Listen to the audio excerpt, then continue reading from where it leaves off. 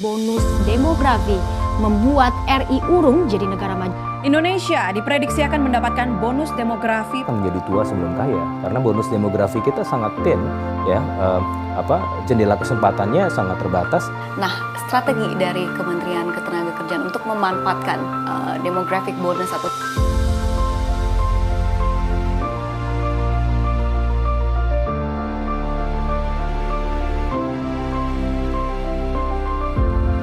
Assalamualaikum, Shalom, Om Swastiastu, Namo Buddhaya, Salam Kebajikan.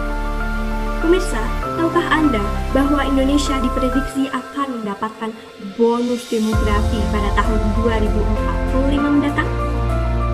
Hal tersebut dibuktikan dengan laporan proyeksi penduduk Indonesia tahun 2015 sampai 2045 oleh Kementerian PPN dan BPS yang memprediksi bahwa jumlah penduduk Indonesia akan mencapai 318,96 juta jiwa. Dari jumlah tersebut, diperkirakan ada 207,99 juta jiwa penduduk usia produktif. Lantas, seberapa siapkah Indonesia dalam menghadapi ledakan bonus demografi mendatang? Atau, akankah ledakan bonus demografi ini menjadi bumerang tersendiri bagi Indonesia?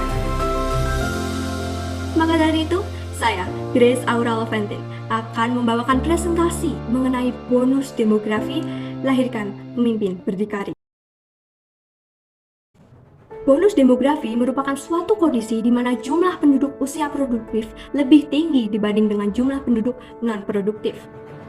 Hal ini tentu dipandang sebagai suatu modal dan peluang bagi Indonesia dalam meraih predikat Indonesia Emas 2045.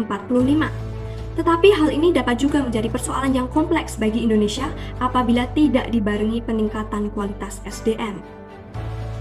Fenomena bonus demografi pada tahun 2045 diharapkan dapat menjadi sarana dalam merealisasikan 4 pilar pembangunan Indonesia, yakni yang pertama yaitu pembangunan Indonesia dan penguasaan iptek, pembangunan ekonomi berkelanjutan, yang ketiga yakni pemerataan pembangunan, yang terakhir yaitu pemantapan ketahanan nasional dan tata kelola pemerintahan. Keempat pilar tersebut tidak akan terrealisasikan apabila tidak ada sosok pemimpin yang bermoral dan berkualitas. Sementara itu, beberapa tahun terakhir ini ramai sekali kasus yang menyeret generasi muda, baik sebagai pelaku maupun korban, seperti contohnya pelecehan seksual, pembunuhan orang tua sendiri, korupsi, dan lain sebagainya. Sungguh miris, generasi yang digadang-gadang akan menjadi generasi emas tahun 2045 justru rusak. Masihkah ada harapan Indonesia akan menyongsong predikat Indonesia Emas 2045? Jawabannya bisa ya dan bisa tidak. Ya, jika setiap lini mengambil perannya dalam menempa para generasi muda, contohnya dalam lingkungan keluarga, orang tua selalu memberi nasihat untuk hidup mandiri, jujur, tekun, dan selalu berjalan lurus kepada kebenaran. Dalam lingkungan masyarakat, dapat dibentuk pula sikap saling toleransi dan menghargai sesama. Tetapi, jawabannya juga bisa tidak. Apabila setiap lini hanya acuh terhadap generasi muda di sekitarnya tanpa ingin memberikan perhatian dan tuntunan bagi mereka. Serta apabila tidak adanya dukungan dari pemerintah berupa support fasilitas baik berupa fisik maupun non-fisik untuk menunjang potensi yang ada pada generasi muda. Untuk meraih predikat Indonesia Emas 2045 tentu bukan hal yang mudah. Indonesia membutuhkan sosok pemimpin yang bisa berdiri di atas kakinya sendiri. Lalu, sosok pemimpin seperti apakah yang ideal untuk memimpin Indonesia Emas 2045 mendatang? Untuk itu, saya telah membaginya menjadi 5 bagian. Yang pertama yaitu Indonesia membutuhkan sosok pemimpin yang bermoral. Jika dipilih kembali beberapa tahun terakhir, Indonesia bisa dikatakan mengalami krisis pemimpin yang bermoral.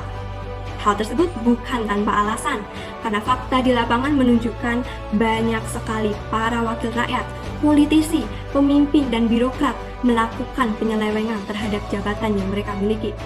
Untuk itulah, moral merupakan hal yang pertama dan utama yang harus dimiliki oleh calon pemimpin bangsa. Karena dengan moral, seorang pemimpin pasti dapat menjadi panutan yang baik serta dapat mengimplementasikan sikap bermoral, yaitu segala tindakan yang benar dan adil, memiliki rasa empati, jujur, dan amanah terhadap tugas dan wewenangnya. Yang kedua yaitu seorang pemimpin dengan digital mindset. Bukan rahasia lagi jika perkembangan teknologi sekarang ini begitu laju.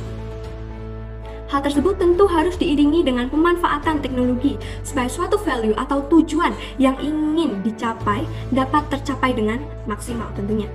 Untuk itulah dibutuhkan sosok pemimpin yang memiliki kemampuan digital mindset.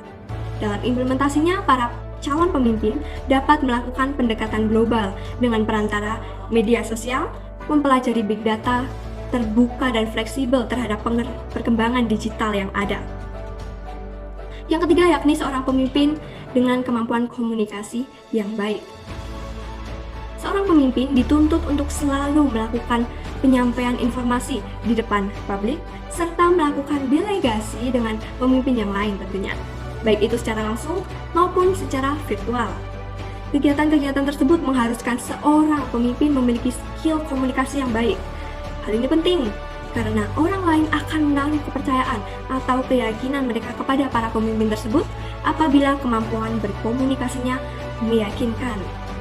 Maka dari itu, seorang pemimpin perlu melatih kemampuan berkomunikasi melalui beberapa cara, antara lain melalui kegiatan presentasi, rapat, serta public speaking. Yang keempat, yaitu Indonesia memerlukan sosok pemimpin yang memiliki kemampuan berinovasi. Sebenarnya, inovasi bukan hanya tentang menghasilkan ide-ide baru. Lebih daripada itu, inovasi merupakan suatu langkah dalam mewujud nyatakan ide-ide tersebut menjadi sebuah nilai. Tantangan Indonesia akan semakin berat. Maka calon pemimpin bangsa diharuskan mampu berinovasi dalam membuat terobosan yang baru dan membantu. Atau melakukan pengembangan pada inovasi sebelumnya yang belum sempurna. Yang terakhir adalah seorang pemimpin yang adaptif. Adaptif atau yang lebih kita kenal dengan memiliki kemampuan beradaptasi merupakan poin terakhir yang saya cantumkan dalam bagian ini. Hal ini juga penting. Apa alasannya? Tentu karena kedepannya para pemimpin milenial harus mampu dalam beradaptasi dalam segala perubahan yang terjadi.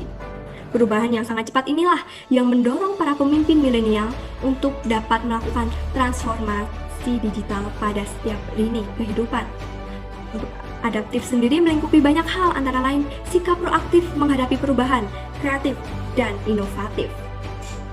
Mungkin pertanyaan selanjutnya yang terlintas di pikiran kita adalah, apa langkah atau usaha untuk menanamkan karakter dan skill yang sudah dijelaskan sebelumnya kepada generasi muda?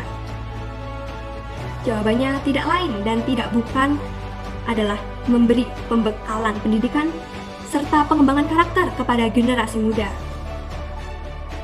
Pembekalan pendidikan sepatutnya sudah diberikan sejak dini melalui lingkup terdekat, yakni keluarga, dengan menanamkan sikap kepemimpinan serta mendorong anak untuk ikut dalam kegiatan atau organisasi yang dapat menumbuhkan sikap kepemimpinan tersebut.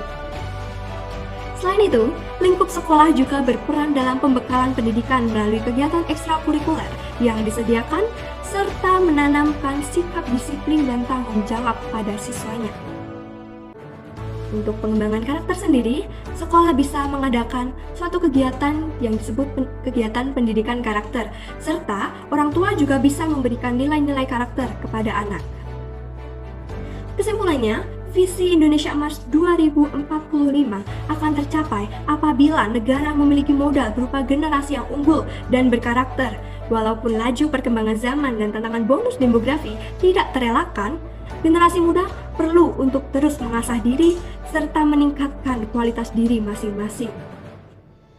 Karena dengan begitu, visi Indonesia Emas 2045 bukan hanya menjadi angan-angan semata.